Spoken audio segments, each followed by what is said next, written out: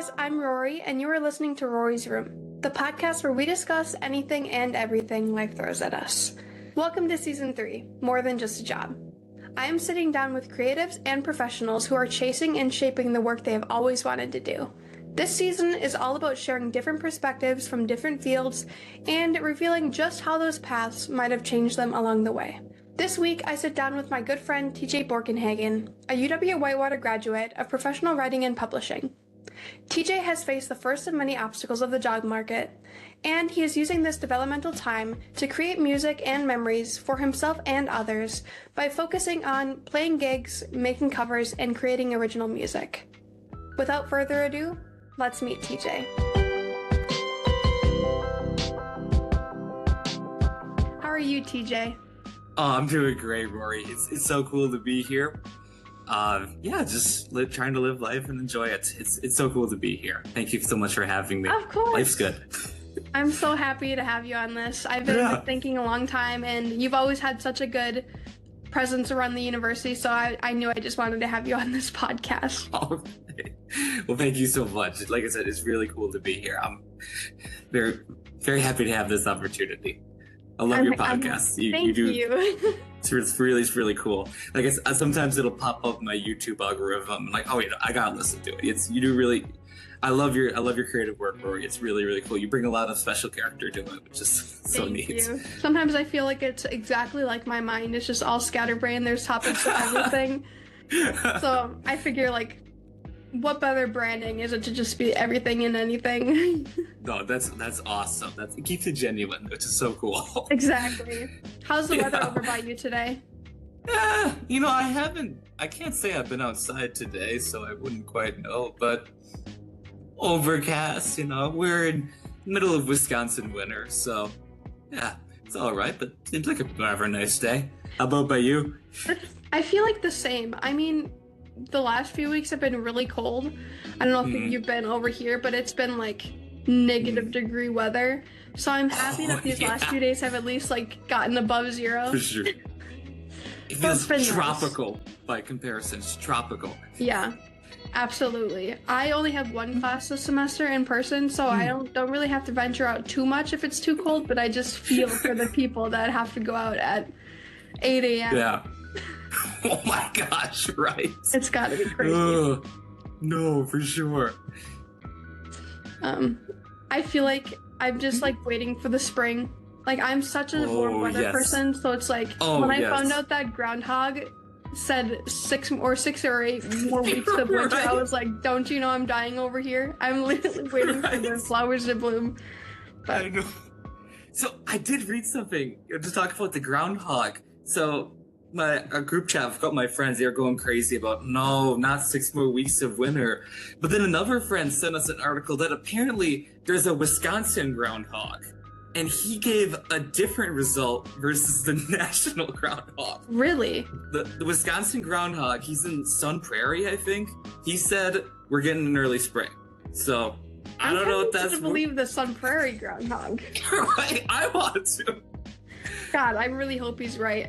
Yeah. I always felt like it was so weird that they only had one groundhog to predict like the entire United States. Right? Especially with like the Midwest being so unpredictable that even like the local weather can't get it right. No. No way. No. It's like, how could one groundhog just, be that comprehensive? It's just... Exactly. Midwest, we're built different out here. Something like that. I don't know. Sometimes I'll look at the local weather and it'll say that it'll be I think it was last year. One time it said that it was going to be like a week of like in the 70s, and I was like, oh, this is going to be great. And then the next day it was like 30 degrees. It changed. So the entire week had said like 30 to 35, and I just got so depressed. I was like, are you kidding me? Way to bait it in front of my nose. Right? That's the worst. And I think that was last spring too, so like that was already when I was like on the brink waiting for warm weather. Oh. I was like, this is not fun. Last spring was brutal. Yeah. I got a really good friend of mine he's always talking about moving to Arizona, and I don't know what it is about this winter, but that has never felt so tempting. He's like, come on, TJ, you should move with me to Arizona. I'm like, honestly, never thought I'd say this, but got me thinking about it. But I've always been curious about like jobs in down south too. Yeah, for sure. I'm sure there's plenty of clue. opportunities for jazz down there. Yes. I don't know about Arizona, but I don't know. But I'll say I haven't been there yet, but maybe I'll visit. especially in the winters. Yes. All right, one thing I like to do in this podcast, TJ, is a thing I like to call weekly favorites. It's where I talk about a podcast or a song that I've been listening to lately, and it can either be one thing that you like to listen to or one thing that you can listen to forever. It can be anything really that you like. Yeah. And then the next thing is one thing I can get behind versus one thing I can't. And I thought, why not incorporate it into the guest podcast as well to see where their perspectives are at? Sure. So if you'd like to start us off, TJ, what is one song and podcast that has your eye lately? Ooh, so one that came to mind just immediately when you said that was, so this is gonna sound out of left field, but over the last couple of weeks, I discovered through some crazy Spotify algorithm, I was at a gig down in Lake Geneva, and they allowed us to stay there overnight. It was a really, really nice. We played like 5 sets, and they let us stay at a house overnight. It was wonderful, but I couldn't fall asleep. So I was just listening to Spotify, and I kind of got into this half asleep state, and this song started playing, and it woke me up because I still had my headphones. I'm like, what is this? It sounds like 80s indie meets Scottish Irish folk song. It was wild. So I kind of forgot about it for a while, but then I bought the CD a couple of weeks ago, and this is incredible. So sorry if any of you are listening to just the audio, but I got the CD right here. This is Run Rig. It's the album called The Cutter and the Clan. They're considered, I had no idea, they're not well known outside of Scotland, which is where they're from, but they're considered to be the most successful Scottish band of all time. And this music is wild. Like, this whole album is just a fascinating listen. They take 80s like rock instruments, so think electric guitars, lots of synthesizers, slide guitars, very, very processed, echoey reverb drums, and they combine that with Scottish folk melodies. And it sounds wild, but it is one of the best albums I've listened to in a long time. And the lyricism is just fascinating as well. The songs sound like they're written in a style of like an old Scottish poem or folk ballad. So like there's lots of references to the countryside and to like kings of old, but then out of nowhere they'll just combine it with something totally modern. Like I can pull up the lyrics real quick. There's this one song that they wrote called, and this will be the song I'll pick, Run Rig, The Cutter. And this is a fascinating song. They wrote it about, so the lads all grew up in this tiny rural town. They were all childhood friends, and later they formed a band. They grew up in this tiny rural town in Scotland, and the boys would, after school, would get bored, and they just kind of run around. And one of their friends was this truck driver, and they kind of became a mentor to all these young kids. And he would just take them on truck rides, teach them lessons about life and whatnot. But he had to leave it. But he left Scotland at one point to take a higher paying job in Canada. But eventually, this truck driver, returned back to rural Scotland to care for his mother because his mother was ailing. And the Run Rig guys, when they grew up and they formed a band and started writing rock music, they wrote a song about him. And it is just fascinating because they thought it was so admirable that this guy, left Canada and came back to Scotland to care for his mother. But just listen to this chorus. Who writes like this? Oh, Johnny, you're home, man. It's a long road you drove us down. It's only a moment since the diesel's turn. What? How do you write lyrics like that? That's just when you arrived in Canada, you walked the streets out of work, out of money, prospects bleak.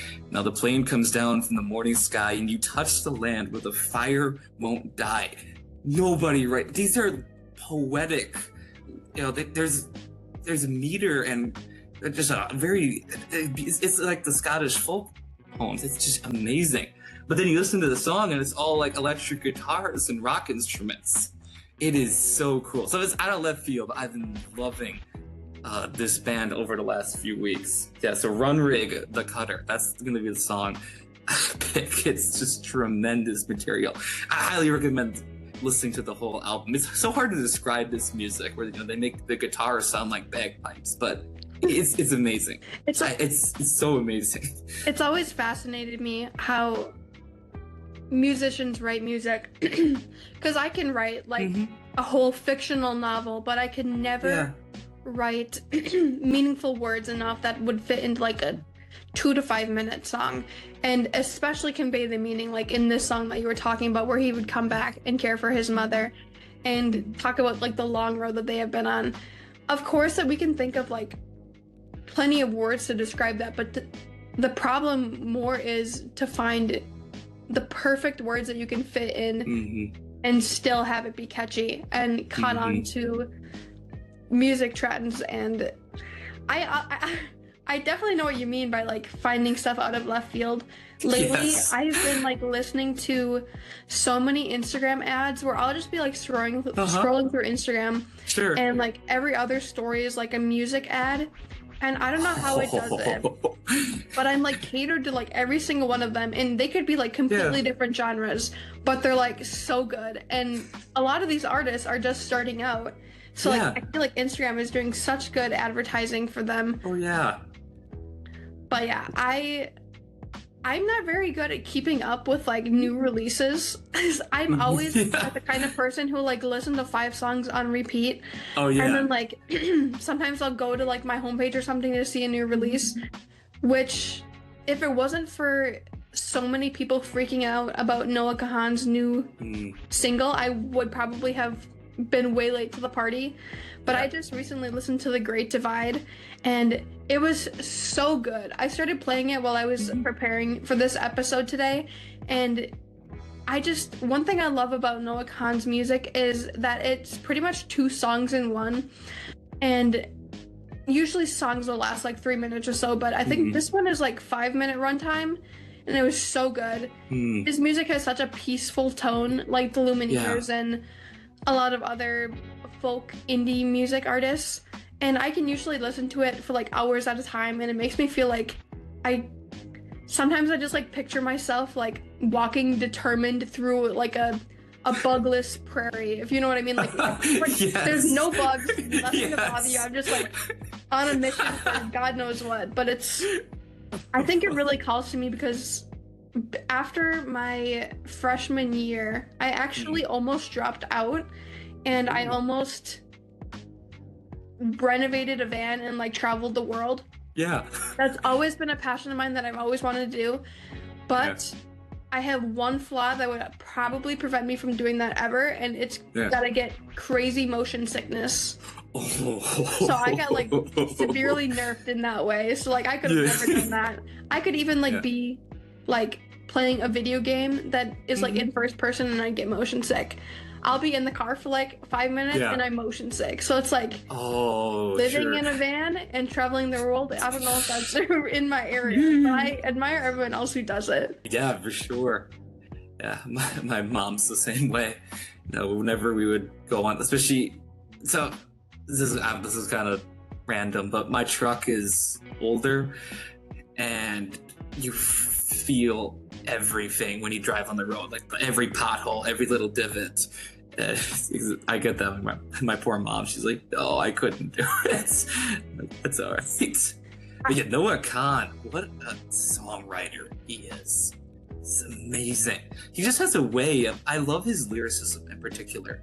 He has a way, like you said, of making things feel so familiar in a way that I feel like a lot of songwriters, they either get pigeonholed in a certain topic or a certain way of writing things, and as a result, it either feels kind of manufactured or very distant. Like you'll hear a song like, I don't know, I can't relate to this. This is just so lofty. But he just has a way of making things feel so very familiar and down to earth, while still just really touching on a lot of really amazing universal themes. I've just recently, because I'm stuck in the 80s, I just recently started listening to his music, and it's a phenomenal. Everything about it, so cool. And that new single's incredible. Yeah.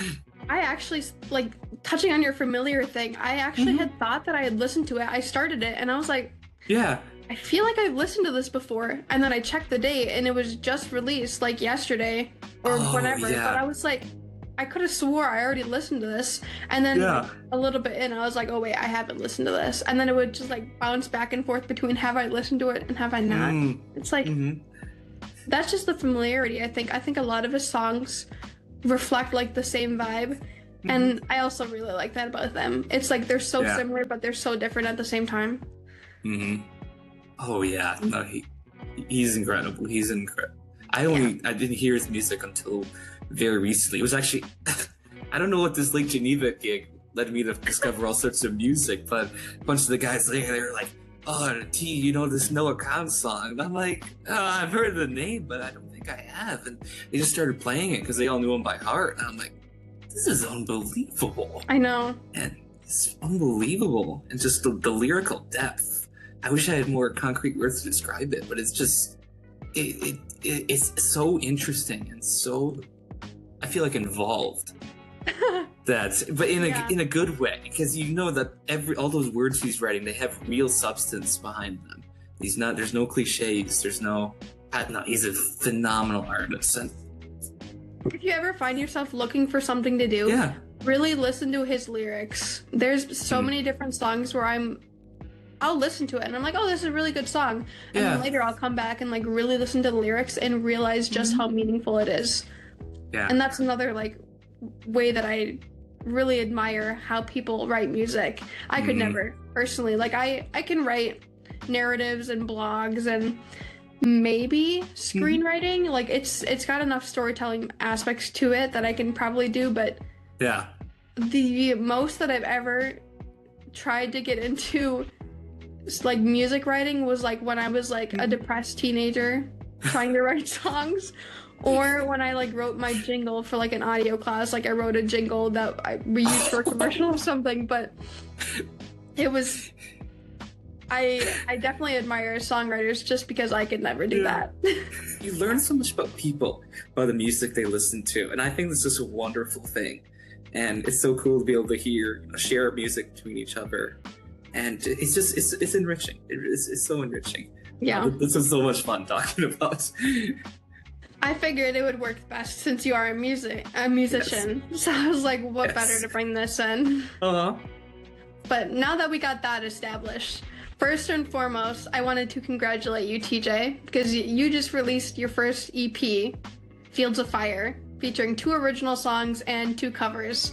And I believe I saw that you're currently working on recording the full album version. Yes, I am right now.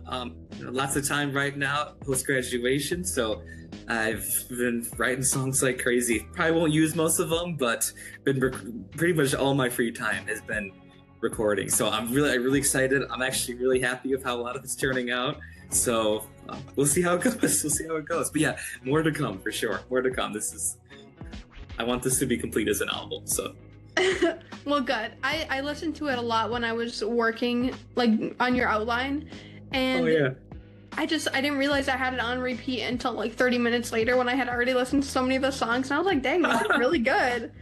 But yeah, not only did you win the Best Student Production Award for the Fall 2025 UW Whitewater Electronic Media Capstone presentation, but you also started incorporating music or lyrics into your music too, which I know has been something you've been wanting to do.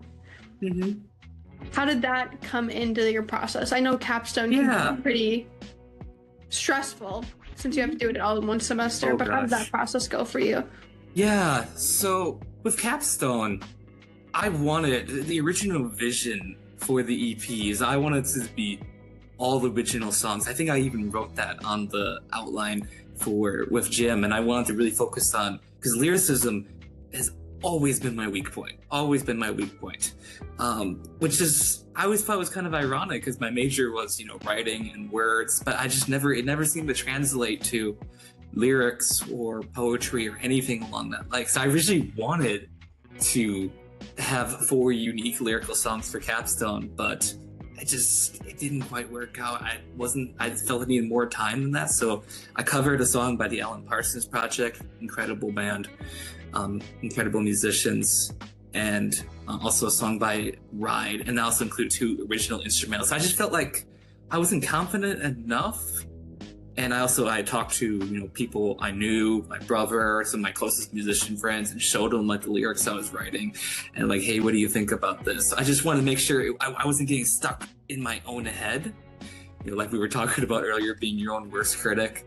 But yeah, so I've just started to write lyrics for it right now. I'm sure we'll talk about that later. But Capstone was such a neat process because I personally really liked the fact that Capstone had a deadline and that it was building up to something, a real presentation that was going to be, it was a big deal. It was very formal. It was very well attended, and it kept me motivated. It kept me very motivated beyond just the fact of making music. Because I find that when I don't have a deadline, or at least not a legitimate deadline for music, I get way too obsessive over it. So I'm like, oh, I could rework this. No, I could re-record this. I could remix this. And having that tangible deadline, it still sticks. I think it was December 8th. Yep, December 8th. That still sticks in my head. That's when it had to be done.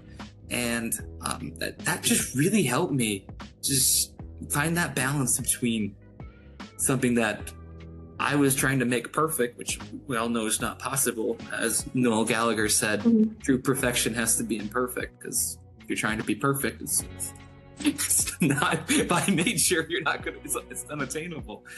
But yeah, so that capstone process was great, and being able to consult with so many great faculty and fellow musicians. Like I had, Jake and Colin were helping me out, giving me feedback. Lucas was amazing. One of our professors from Whitewater, Jeff Harriet, Dr. Jeff Harriet, he was amazing as well. So it was a great process. And each week it got closer and closer, and we had to start making promotions. It just felt like this. It sounds cheesy, but it was a journey. It was such a journey, and I really enjoyed it. It forced me to be very, like I said, on a deadline, so I had to come up with the songs. I swear I rewrote my vision for the capstone literally 8+ times. It was originally going to be a Pink Floyd like album, and then it moved to like post-rock, and then it was going to be a rock and roll album, but then she had to settle on. I just ended up just choosing all of the above. And it seems like it worked in your favor. I just ended up choosing all of the above, and I just made something that just mixed all the different styles. So it was a great process. I love Capstone, and the presentation night was really special. I love seeing when you spend each week with these guys and you get to see them, the other students in the class go through their presentations too, you get really close. And it was so cool to, on that final night, we were all there, we all got to see the final result, and just knowing as fellow students all that we had gone through to get to this point. It was a really special night. So I love Capstone. It was incredible. Highly recommend it. I have that next fall. Hey, let's go. It's a great experience. So I have a couple ideas that I want to do, but I have not settled on one just yet. Hey, I can't wait to hear what you come up with, Rori. It's going to be really cool. Thank you, TJ. It's a fun class. Yeah. I feel like it's only right to start out this podcast with just a brief introduction to you, even though we're probably 30 minutes in at this point. But who are you, TJ, outside of the music? Yeah, so I just recently graduated, I think, as we mentioned, from UW Whitewater. My major is professional writing and publishing, so that focuses on copywriting, technical writing, professional editing, proofreading, all those exciting things, which I really do enjoy writing. And the PWP program, as we call it, was just an incredible experience. Shout out to Dan and Janine and Dr. Lauer in that department. They're wonderful people and great mentors. It was a very small, very, very small department, and I think that really made us kind of felt like electronic media. Everybody knew each other, and that was special. And your professors, they weren't this distant, that takes 3 to 5 business days to get back to you. Yes! This distant, cold, calculating figure, that's just, gonna somehow bless you with academia. all the knowledge they've ascertained from the dark halls of academia. But no, they were your mentor. They were here for you. It was personal, and so so that was, anyway, another rabbit trail. But yeah, I graduated as a professional writing major, and I had 2 minor emphasis. I did a corporate communication, as well as probably my biggest hobby / passion, which we're talking about here today, audio engineering and sound design.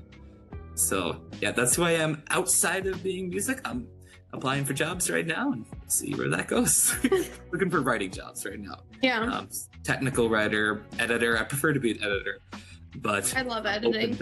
Oh, it's so much fun.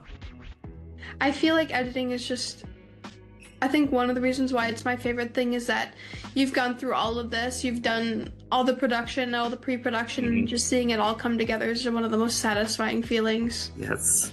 There's such a relief with like that drafting and, like you said, that pre-production stage being done. And so I always find editing is fun to go into. But then the difference between versus when you start editing versus when you finish, it's like Mark Twain said, the difference between the almost right word and the exact right word is the lightning bug and the lightning. And that's what I feel like editing is all about. You really get to see that finish. No, it's so much. It's a great process. Yeah.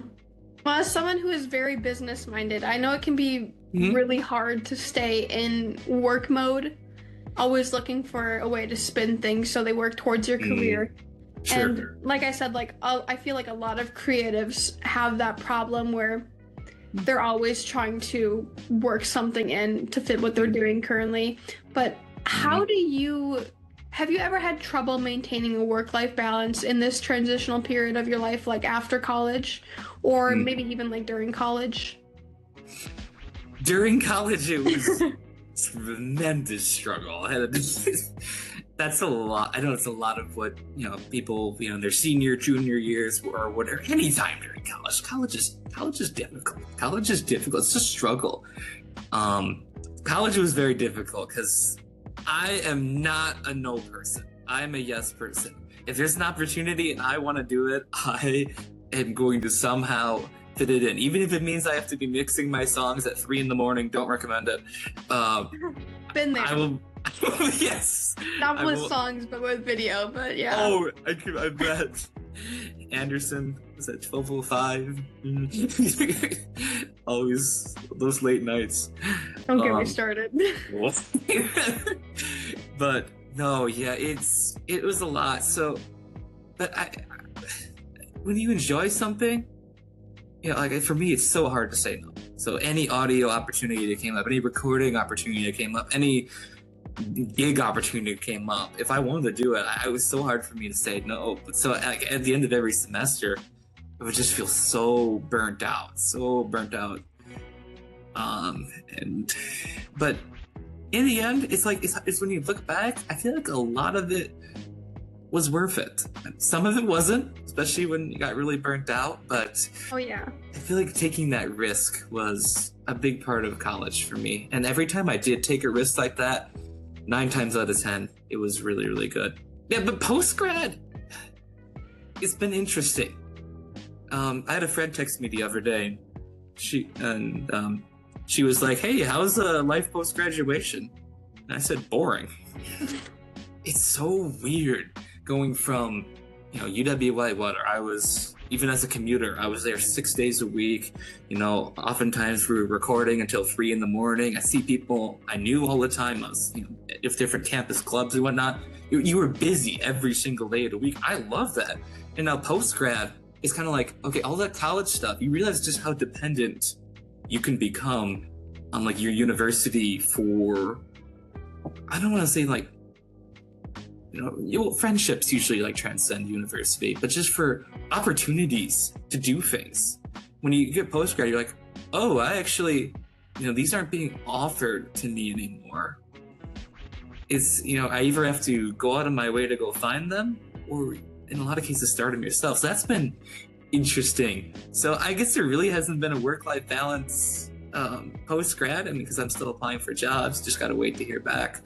And I think it's more so just coming down from not being busy 6+ days a week. So I don't know. A lot that goes into that. I'm sure it'll ramp up for you soon, probably faster than you'll like. But I mean, like you were saying with the deadlines, I feel like it helps you get into shape with the stuff that you're working with. Yes. And I definitely agree with like college being a really beneficial space for opportunities. Like, if anything, I think just being at college, like, of course, if you have enough brain power, there's LinkedIn Learning. There's so much stuff that you could find without even going to college. But being at college provides you the right space to get connections and put a little bit of pressure on you to accomplish stuff to put in your portfolio and meet all these amazing people to work with and just find all these opportunities. And I know for a fact that if I hadn't gone to college, I'd probably still be working in retail, which is my worst nightmare. I was like, my friend had asked me if I wanted to apply for college, and having been out of high school for 2 years, I was like, sure, I guess, but I'm not going. I was like, I'll apply with you, but I'm not going. But like, I feel like being creatives, it's not uncommon for our peers and sometimes even ourselves to doubt creative degrees. So like, while I was in this period of my life, I was like, I don't even know if going to school for film is very reliable. And I think a lot of that stemmed from the town I grew up in, where I was constantly hearing about the unreliability of art school and how a degree in science or healthcare, like everybody in that town was going for healthcare, or science or mathematics or anything else would be a lot more reliable. And I feel like this directly correlates with my one thing I can't get behind, because like I said, if it's not you, someone is always going to be doubting you. So I think it's especially important for you not to doubt yourself. So how do you stay motivated while surrounded by disencouraging crowds? Well, everybody That's a hard question. in the Borkenhagen family is stubborn. I'm no exception to that. Which I'll be totally honest with it. I'd like to think it's a good kind of stubbornness and not the bad kind. But a lot of times, if I want, it's like with the creative stuff. You know, there were lots of people who, when I first started getting involved in music and even just writing my own stuff, there's so many encouraging people, of course, but there's a lot of people who are like, yeah, I don't know about that, man. You know, like, you can't be the next Neil Young, you know, you don't do that anymore. There's no money in music. Or he's like, your stuff on Spotify won't get over 1,000, plays. There's all these, like, and they come with, very, statistical, logical kind of reasons for, not pursuing something creative. And I understand that, because it's a lot of time, it's a lot of money, and it makes sense. But in the end, I think life is short. I want to spend my life, to be honest, just doing what no other way to put it, just doing what I want to, and because life is short. And if I can fit that in with, the other things like we're talking about, career and whatnot, I don't see why you wouldn't do that. It's going to take hard work, but why be afraid of hard work? Because you just got to keep in mind the end result will be worth all of that. You're going to have to it's a risk. There's a risk to it. And risk is scary. It's inherently, nobody wants to think about, a big and you pursuing something creative, even if it's like a side hobby like this, is a risk. Because like you said, there will be criticism. There will be people that kind of stereotype you in a way, and all that's very fun. But in the end, I think I try to keep in mind, like, why am I doing this? Because why am I doing it? Because I want to be able to, write albums, write songs, write things that hopefully, people can relate. Because I know I've related to so much music. Music has, I swear, saved my life on several occasions. And I want to, I think I have something to bring by writing my own songs. And if anyone, just even anyone, can get an ounce of enjoyment out of that, even if it's just me, to be honest, like, I think that makes it completely worth it. So I was trying to remind myself, why am I doing this? And in the end, I know it sounds like a self-help cliche or something, but it's your life. You gotta do what you want to do with it. You won't regret that. Well, you know what they say, if you find something that you like doing, you're not going to work a day in your life. Exactly. Even though it feels like it sometimes. That's life. I mean, like, if you're not doing something that you like doing, that you love doing, what are you doing with your life, you know? Yes, like, exactly. If I listen to all those people, if you listen to all those people, we'd be doing something that we absolutely loathe, and then we turn into one of those people that we call Karens. Yeah. Yeah, wouldn't that be the worst nightmare? On top of retail. I feel like, you know, I don't like to say it very often because it's kind of morbid, but like when you get to, you know, an older age and you look back at your life, you know, are you really going to, you know, regret taking the same, you know, just doing what everybody else is doing and keeping yourself, you know just doing what people do? Are you going to regret, you know, doing what people tell you to do, what other people think you should do?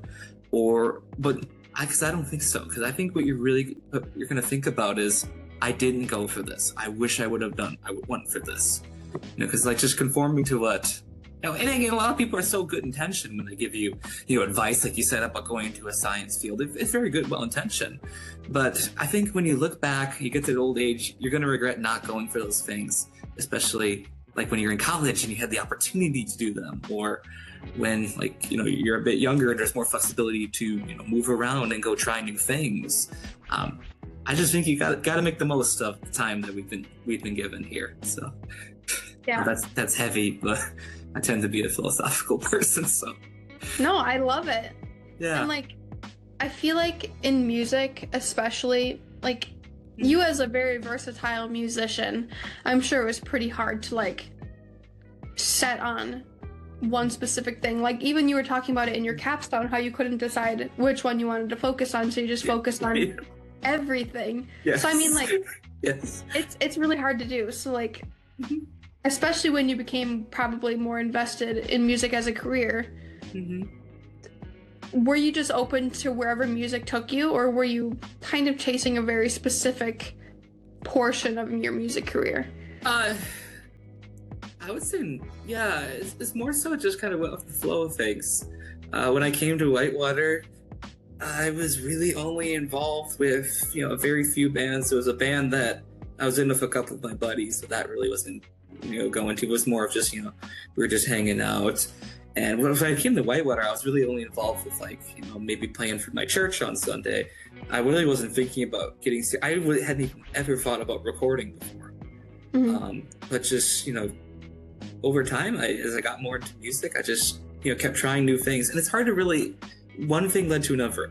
Trying recording led to this. And sometimes even just recording something led me to a different genre, or a different instrument, or a whole different field, or a whole new group of people. And, you know, those people introduce you to new genres, new opportunities. That was definitely, for me, with live sound. I really hadn't done any live sound work prior to coming to Whitewater. But when I got involved with the music department, and then, you know, doing a lot of recording, that naturally led to live sound. I would have never, if you had told me, you know, back in middle school, you're going to be doing live sound like every single week, I would have said, what? No way.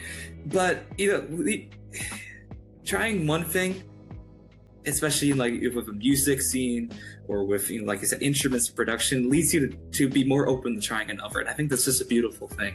So, no, it really wasn't a certain path. Yeah, I look back, the person I was when I first came to Whitewater versus where I leave now, I would never have told you, like, oh, you'd be recording an EP, but your senior year. I'd be like, you're crazy. No. Yeah.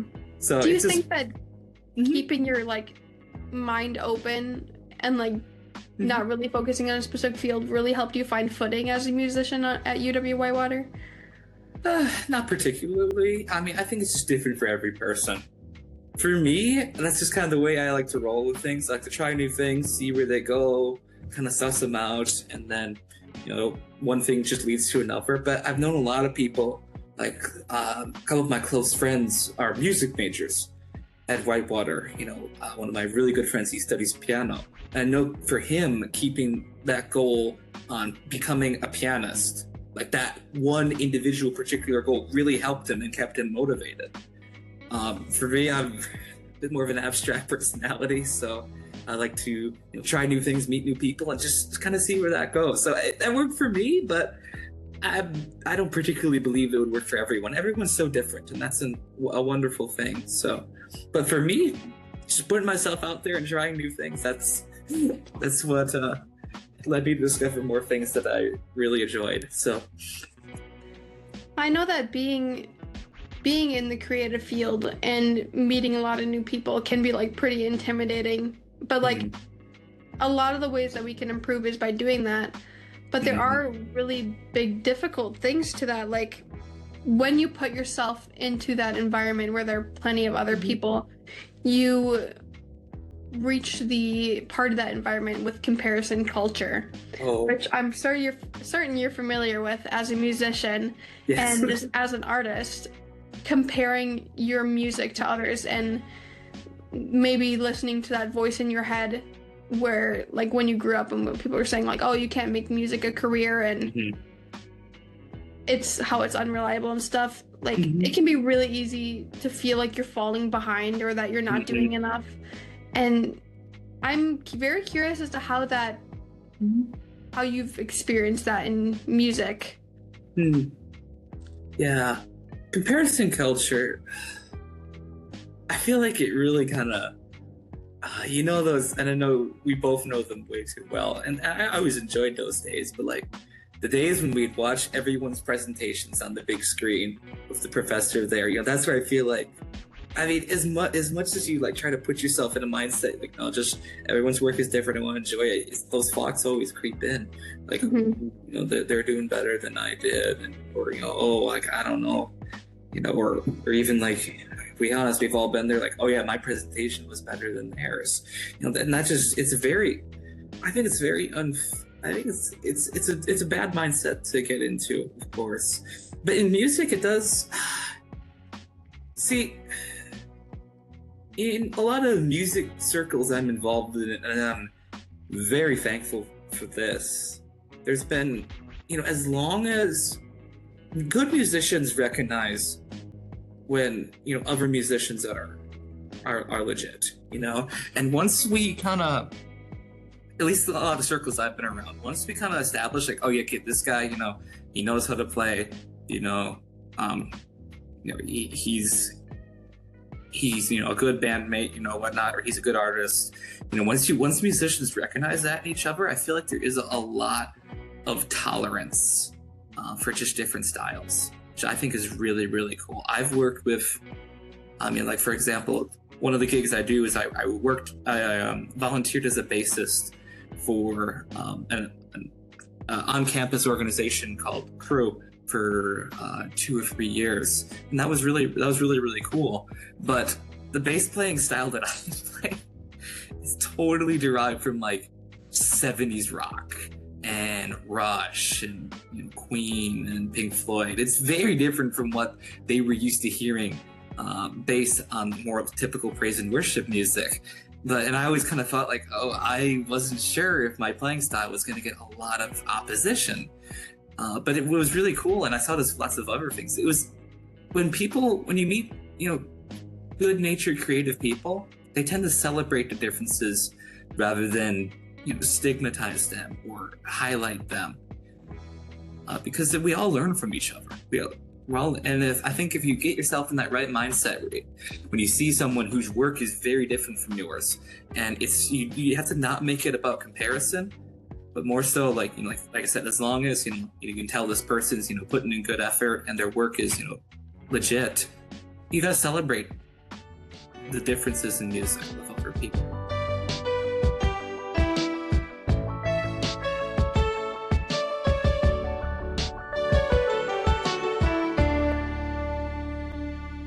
Rori's Room is written and produced by myself, Rori Nicole, and you can find the show wherever you get your podcasts.